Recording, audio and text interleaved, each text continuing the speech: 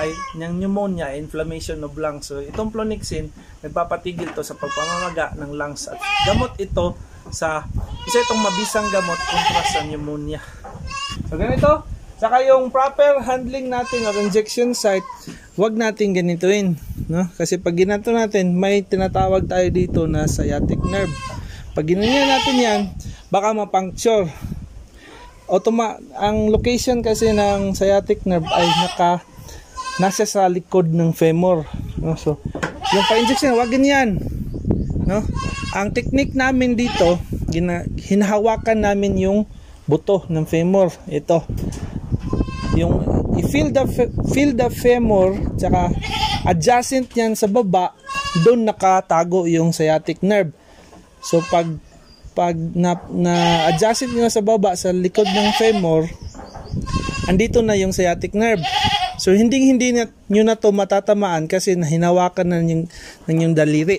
So dito ang pinaka-safety natin na area kasi hindi natin mapapuncture or ma-injectan yung sciatic nerve kasi andito na sa ilalim ng ating daliri, no? So ganyan lang, may orientation ka na kung saan ang sciatic nerve. So dito, and always parallel po tayo, no?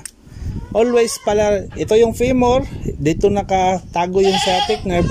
So dito yung pinaka-safe zone natin. So always away from the femur, no?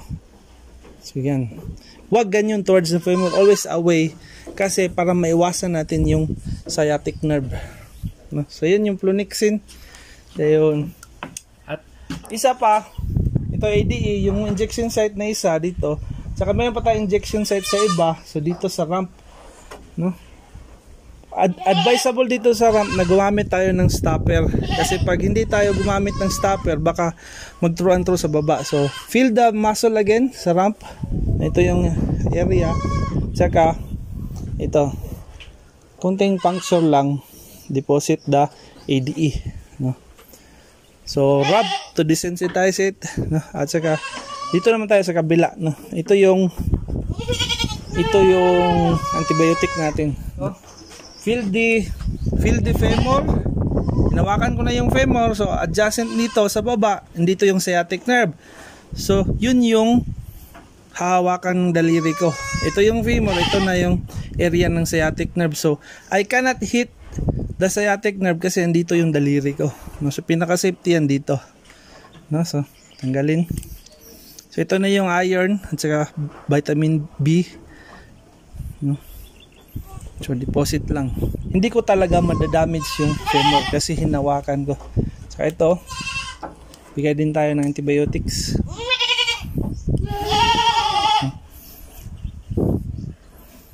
Advisable to na area pag kayo ay medyo experience na. At sa mga kambing na malalaki yung maganda yung katawan. Right?